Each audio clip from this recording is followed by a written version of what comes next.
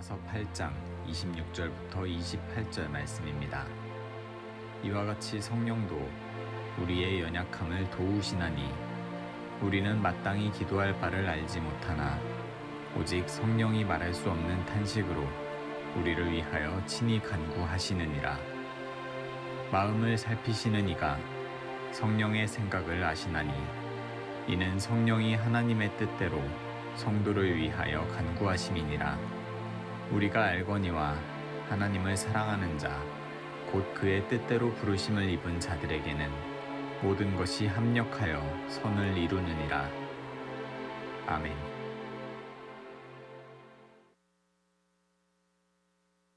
할렐루야.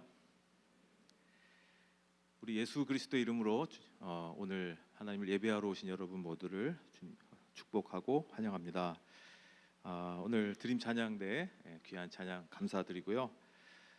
우리 함께 오늘 지금 함께 본 우리 말씀 하나님의 뜻대로 부르심을 향하여라는 제목으로 함께 말씀을 나눠볼까 합니다. 여러분, 갓 태어난 아기는 너무 연약한 존재이죠. 혼자서 할 수 있는 것이 아무것도 없습니다. 스스로 할 수 있는 것이 없어요. 움직일 수 없죠. 혼자서 어딘가 이동할 수도 없고 뭔가 어딘가 내가 가고 싶다고 해서 그곳에 갈 수도 없습니다. 여러분 잘 아시겠지만 심지어 앞도 잘 보이지가 않습니다. 시력이 온전치 않아서 잘 볼 수도 없어요.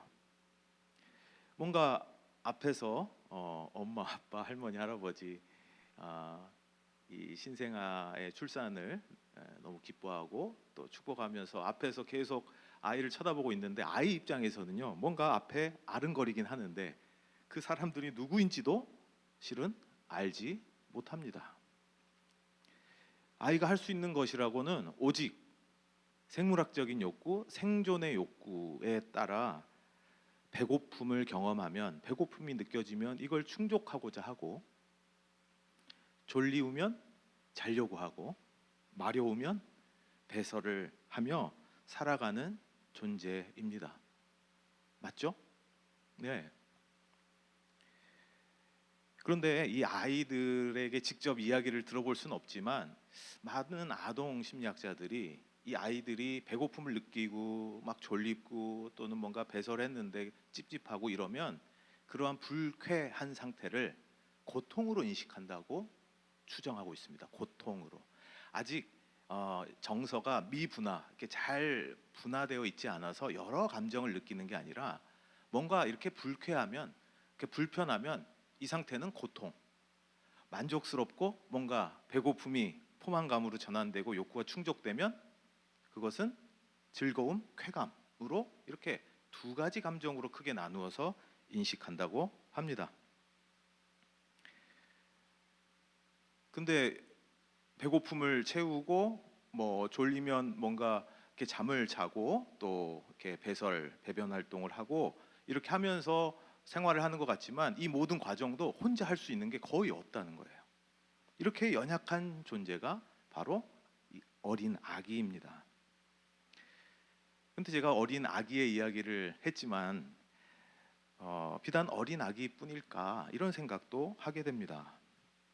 우리는 많은 걸 할 수 있는 어른이 되고 성인이 되고 몸과 마음이 자라났다라고 생각하지만 때로는 우리도 이대로는 살아갈 수 없다라고 느끼는 일을 만났을 때, 그런 느낌에 사로잡혔을 때, 뭔가 자신에게 정말 꼭 이루어져야만 하는 중요한 일이 이루어지지 않거나 뜻대로 되지 않았을 때, 뭔가 내가 할 수 있는 것이 도무지 없다고 느껴질 때, 뭔가 해보려고 해도 그것으로 인해서 뭔가 이루어지지 않을 때 우리는 죽을 것만 같아, 이러다 죽을 것만 같아 라고 생각하거나 말을 하기도 합니다.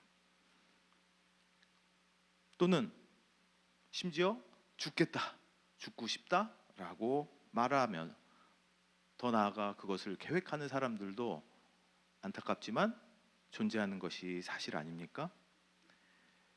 내가 할 수 있는 게 있다면, 내가 해결할 수 있다면, 내가 문제를 뭔가 처리할 수 있다면 참 좋겠는데 내가 할 수 있는 게 도무지 없고 내가 뭘 해도 해결할 수 없는 일을 만났을 때 우리는 정말 연약한 존재임을 느낄 수밖에 없다는 것이죠.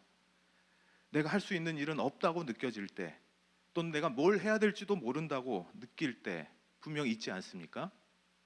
그때 우리는 어떻게 하는지 한번 오늘 같이 생각해 보면 좋겠습니다. 또 어떻게 해야 할지도 답을 찾아보면 좋겠습니다.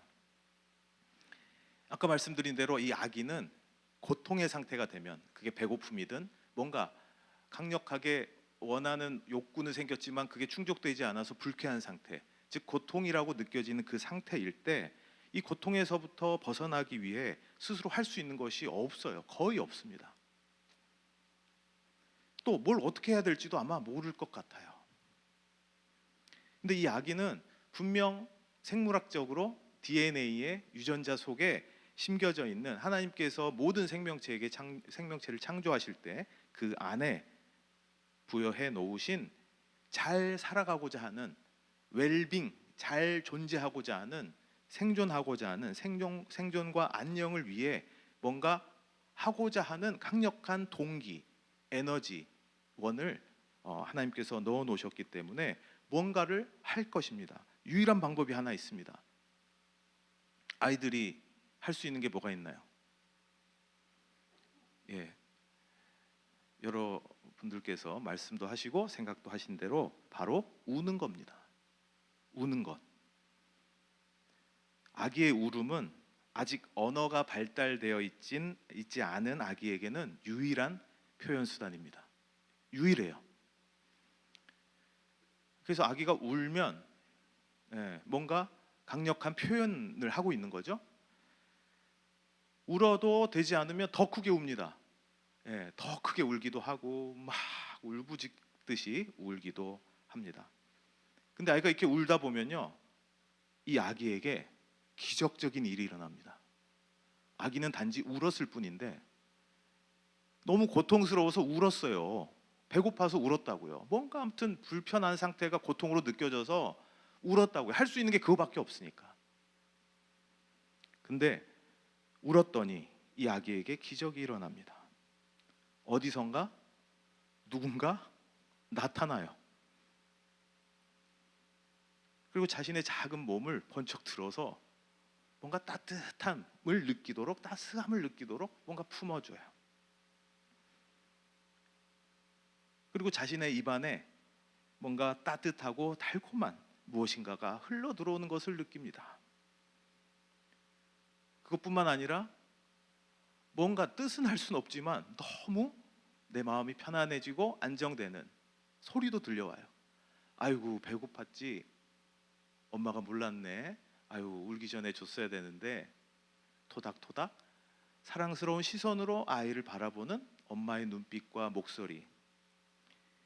이 아기의 고통을 깊이 공감하는 언어적, 비언어적 표현들이 아기에게 스며들게 됩니다. 아기는 단지 고통스러워서 울었을 뿐인데 엄마가 나타나서 젖을 물려주고 따뜻하게 품어주고 아이가 얼마나 배고팠을지 공감하는 메시지와 시선과 제스처를 보내준다는 것입니다. 아기는 있는 힘을 다해 입안으로 흘러 들어오는 그 우유를 빨아 삼킵니다. 그리고 잠시 열심히 빨아먹었더니 잠시 후에 어떤 느낌이 드냐면요, 아주 편안해집니다. 뭔가 포만감이 들고 편안한 느낌, 만족감이 느껴집니다. 아기의 입장에서는 이루 말할 수 없는 이 만족감, 심리학에서는 이걸 쾌감이라고 하는데요, 고통에서 쾌감으로 바꿔지는 기적이 일어나게 되는 것입니다. 이 아이가 한 게 있나요? 분유를 지가 탔나요? 운 것뿐이에요. 너무 고통스러워서 울었어요. 그랬더니 엄마가 나타나서 아이를 고통에서 편안함, 만족감, 행복함, 쾌감의 상태로 갈 수 있도록 엄마가 뭔가 해준 거죠. 공감해주고 먹여주고 품어줬던 거죠. 울었더니 고통이 사라지고 놀라운 변화가 일어난 것입니다. 그리고 이 과정은 아기가 어느 정도 자랄 때까지 계속 반복됩니다. 이 과정이 반복되면서 아기는 자신을 고통에서부터 벗어나 살아갈 수 있게 해준 이 대상, 엄마죠. 예, 때로는 아빠일 수도 있고 때로는 할머니 할아버지일 수도 있고, 아무튼 이 대상에게 강한 애착을 형성하게 됩니다. 강한 애착.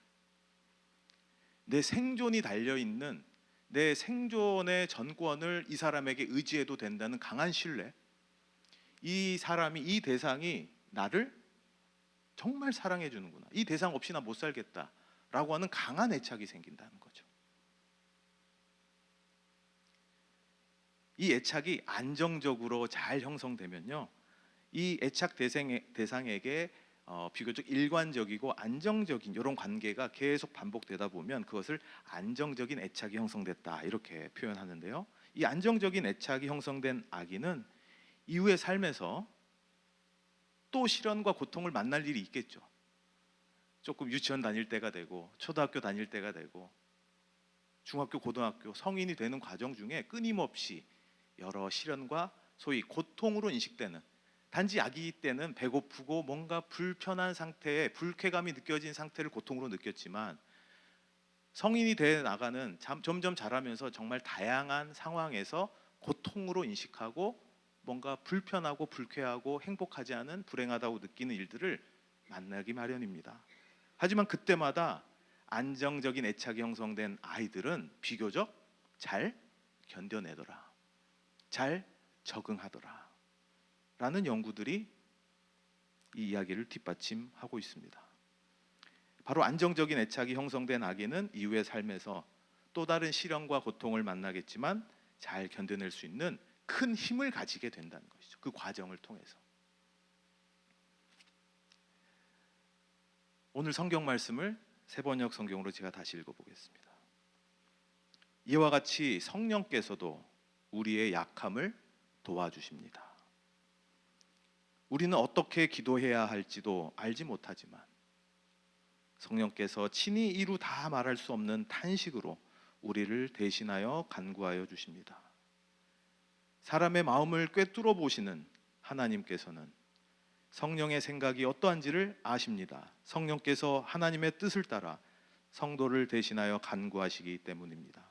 하나님을 사랑하는 사람들, 곧 하나님의 뜻대로 부르심을 받은 사람들에게는 모든 일이 서로 협력해서 선을 이룬다는 것을 우리는 압니다. 아멘. 오늘 우리에게 주시는 이 하나님의 말씀, 바로 연약한 우리들에게 주시는 말씀으로 오늘 마음에 새기시기를 당부드립니다.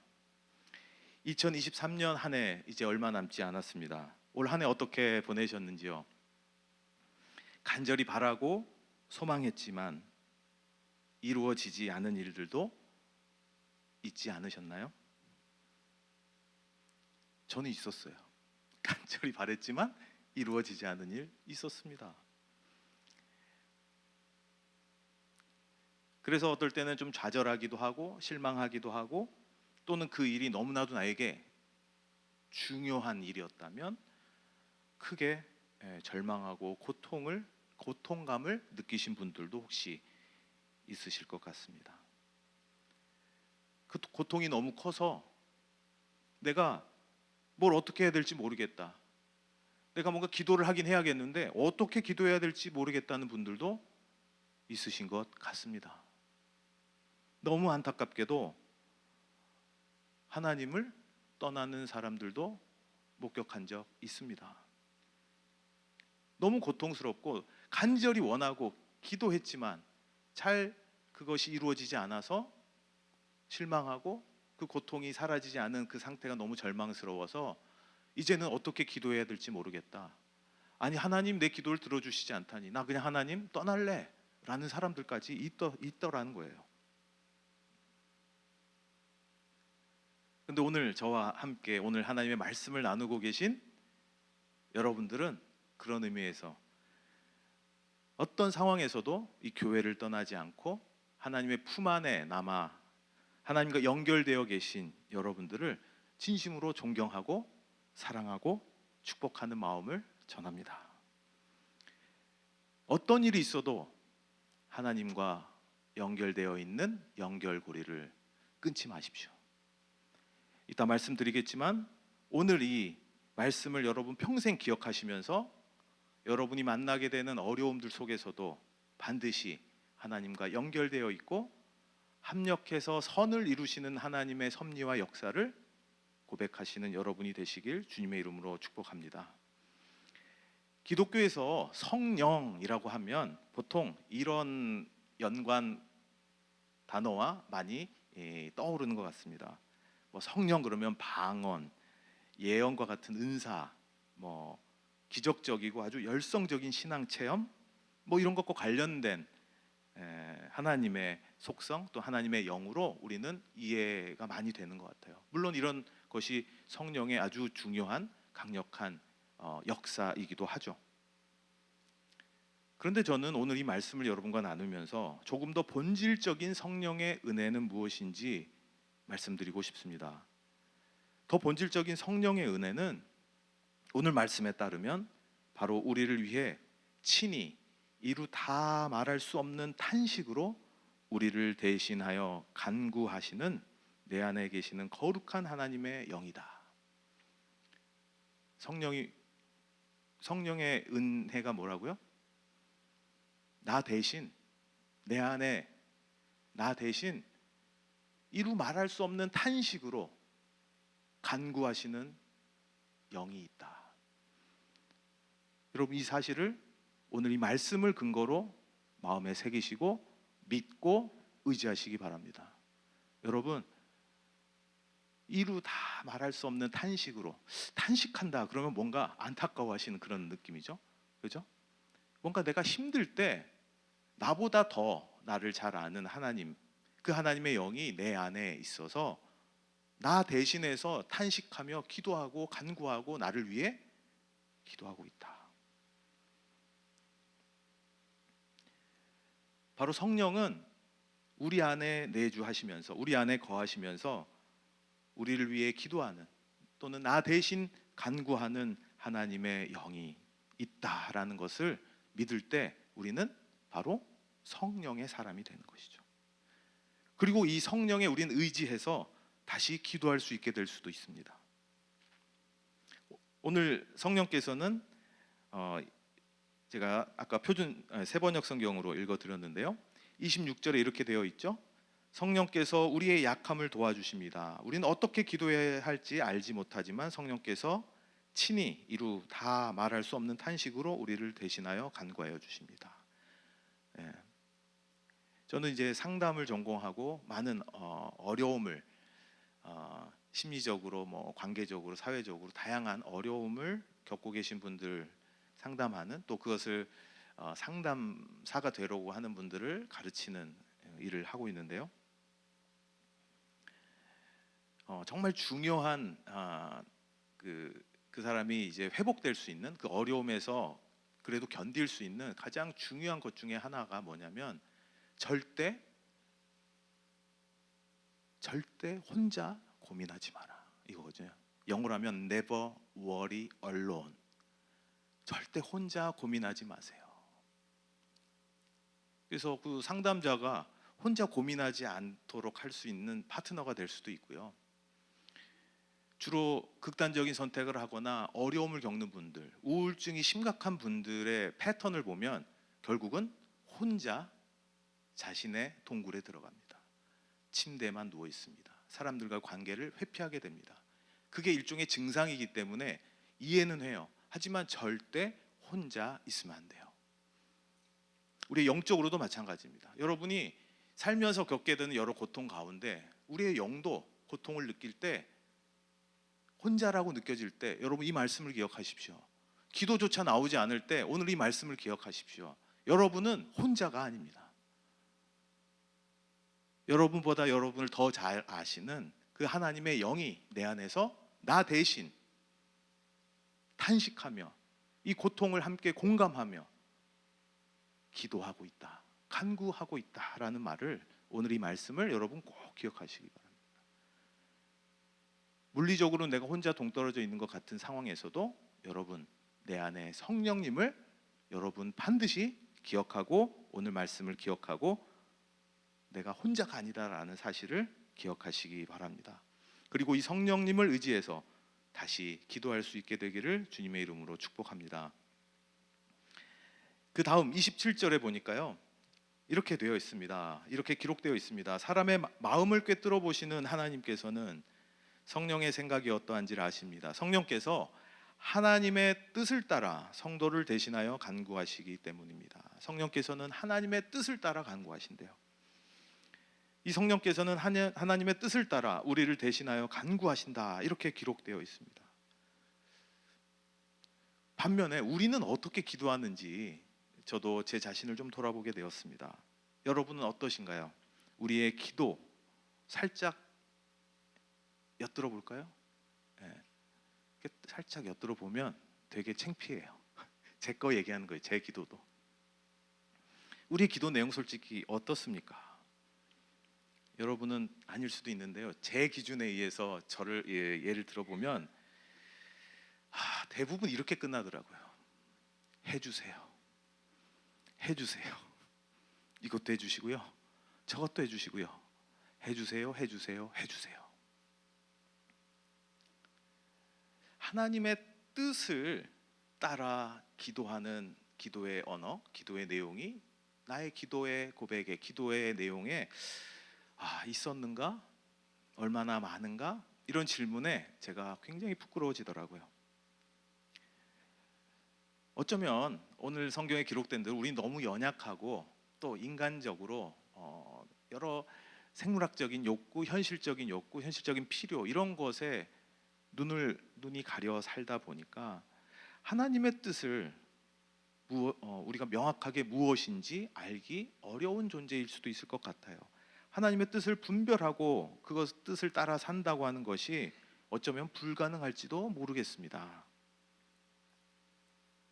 하지만 그럼에도 불구하고 우리의 소망과 기도 제목, 이런 우리의 간구의 방향이 하나님의 뜻을 향하고 있을까라고 하는 질문은 꼭 필요한 질문인 것 같아요.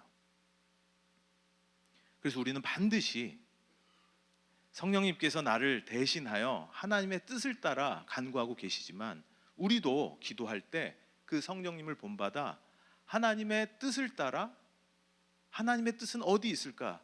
내가 이것이 너무 원하고 나의 소망이고 내가 간절히 원하는 것이라 하나님께 간구하고 구하고는 있지만, 이것이 하나님의 뜻일까? 하나님과 뜻과 조율해 보는 그러한 생각, 관심, 영적인 민감성, 이런 것들은 우리에게 필요한 중요한 기도의 태도가 아닐까 생각해 봅니다. 예수님께서 우리 예배 처음 우리가 그 기도 마치고 주기도문성도 나왔잖아요. 제자들에게 가르쳐 주신 예수 그리스도의 기도, 이것을 우리가 이제 주기도문으로 이렇게 딱 잘 정리해서 매 예배 시간에 낭독하거나 함께 고백하는데요. 거기에도 하나님께 영광 돌리는 고백 이후에 이렇게 나오죠. 뜻이 하늘에서 이룬 것 같이 땅에서도 이루어지니이다. 예수께서 십자가에 달리시기 전, 불법 재판을 받기 전, 체포당할 때, 잡혀가시기 전에 극심한 두려움과 고통을 느끼셨어요. 그때 겟세마네라고 명명된 언덕에서 기도하셨다, 이렇게 알려져 있는데, 성경에는 다양한 방법으로, 모습으로 소개되어 있지만 그때도 아주 중요한 기도의 내용이 나오죠. 마지막에 예수님의 기도가 어떻게 끝납니까? 그러나 내 뜻대로 되게 하지 마시고 아버지의 뜻대로 되게 하여 주소서. 하나님의 뜻대로 되게 하여 주소서라고 고백하는, 기도하는 이 기도가 얼마나 강력한 힘을 가지고 있는지 여러분 오늘 28절 말씀을 통해 확인하실 수 있습니다. 제가 읽어볼게요. 하나님을 사랑하는 사람들, 곧 하나님의 뜻대로 부르심을 받은 사람들에게는 모든 일이 서로 협력해서 선을 이룬다. 이 말씀 많이 들었죠? 모든 일이 협력해서 선을 이룰 거야. 세번역 성경에 의하면 모든 일이 서로 협력해서 선을 이룰 거야. 잘 될 거야. 나에게 하나님께서 나를 향하신 뜻 안에서 가장 좋은 것으로 주실 거야. 가장 좋게 진행될 거야. 이루어질 거야. 라고 고백하는 그 고백이지만 그 안에 중요한 전제가 있습니다. 하나님을 뜻을 추구하는 사람이어야 돼요.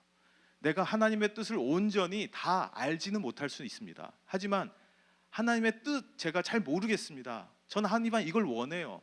그럼에도 불구하고 내 안에 하나님의 뜻에 따라 기도하시는 성령님을 의지해서 저도 기도합니다. 하나님의 뜻대로 인도하여 주옵소서. 하나님의 뜻이 무엇인지 알지 못하여 우리의 소원만 나열하는 기도로 또는 어떻게 기도해야 될지 몰라서 주저하는 또는 기도할 수 없다라고 기도 어떻게 해야 될지 모르겠다고 느끼는 우리에게 우리 안에 계시는 성령께서 하나님의 뜻을 따라 성도인 우리를 대신하여 기도하고 계신다, 간구하신다는 것을 의지하여 우리는 하나님의 뜻대로 내 기도를 응답하여 주시옵소서. 때로는 하나님의 뜻 안에서 우리의 기도가 기각될 수도 있습니다. 그건 안 돼. 기각될 수 있어요. 그것도 응답인 거 여러분 아시나요? 때로는 아직 때가 아니야. 지연될 수도 있습니다. 너무 이거 상식적인 거 아니에요? 아까 어린 아기 얘기를 했는데 아이들한테 부모가 어떻게 얘기합니까? 눈에 넣어도 안 아플 내 자식이 이거 해주세요, 저거 해주세요, 예쁘게 애교 부리면서 손을 두 손을 모으면서 주세요, 주세요 한다고 여러분 다 주십니까? 어떤 건 안 돼라고 합니다. 그죠? 어떤 건 지금은 안 돼라고 합니다. 하지만 그 부모는 인간이기 때문에 완벽할 수는 없지만 그래도 부모로서 할 수 있는 한 아이에게 가장 좋은 것, 결과적으로 아이에게 가장 좋은 것으로 주려고 좋은 일이 일어날 수 있도록 아이의 요청에 응답하죠. 우리가 인간의 지식 안에서 하나님을 온전히 다 이해할 수 없지만 우리가 부모 자식 간의 그러한 상호작용을 비유적으로 상상해 본다 하더라도 하물며 하나님께서 나를 더 잘 아시는, 나의 모든 것을 아시는, 내 안에서 성령님께서 하나님의 뜻에 따라 탄식하며 기도하고 계시는, 간구하시는 그 성령님의 의지에서 우리가 기도할 때 내가 다 알지는 못하지만 분명 나의 기도 내용들이 다 고려되어서 나에게 가장 좋은 것으로 모든 일이 협력해서 선을 이룬다는 이 사실을 여러분 믿으시기 바랍니다. 나중에 이 고백이 여러분의 어떤 체험적 고백이 되고 그때 몰랐는데 지금 지나고 보니까 그때 제 기도가 제 뜻대로 되진 않았는데 하나님 뜻 안에서 나에게 가장 좋은 것으로 완결됐어요. 이렇게 이루어졌어요 라고 스스로 또는 누군가에게 고백할 수 있는 여러분의 경험이 생긴다면 얼마나 강력한 여러분의 신앙적 체험이 되겠어요? 이게 몇 번 반복되잖아요. 그러니까 여러분은 하나님에 대한 강력한 영적 애착이 생깁니다. 하나님은 분명 지금 힘들지만 나를 결국은 나에게 가장 좋은 것으로 주실 분이야 라는, 이거는 누가 알려줘서가 아니라 내 안에 강력한 애착과 같은 믿음과 신뢰와 또 그런 친밀감이 생긴다는 것이죠. 그러기 위해서는 첫 번째, 우리의 연약함을 깨닫고 인정해야 합니다. 연약함과 내가 다 할 수 없다는 것, 때로는 아무것도 할 수 없다는 것. 그래서 우리는 하나님께 기도한다고 하지만 때로는 어떻게 기도할지 모르는 그런 존재, 그저 나의 소원만 나열하는 그 정도밖에 기도할 수는 없는 약한 존재라는 걸 인정해야 됩니다. 그럴수록 그 대신 내 안에 성령께서 나는 알지 못하는 하나님의 뜻을 따라 탄식하며 기도하시는 성령님을 그 성령님을 의지하게 되고 그 성령님을 따라 기도하게 될 수 있지 않겠어요? 우리는 하나님의 품을 떠나지 않고 연결되어 있어야 합니다. 절대 떠나면 안 돼요. 연결되어 있어야 돼요.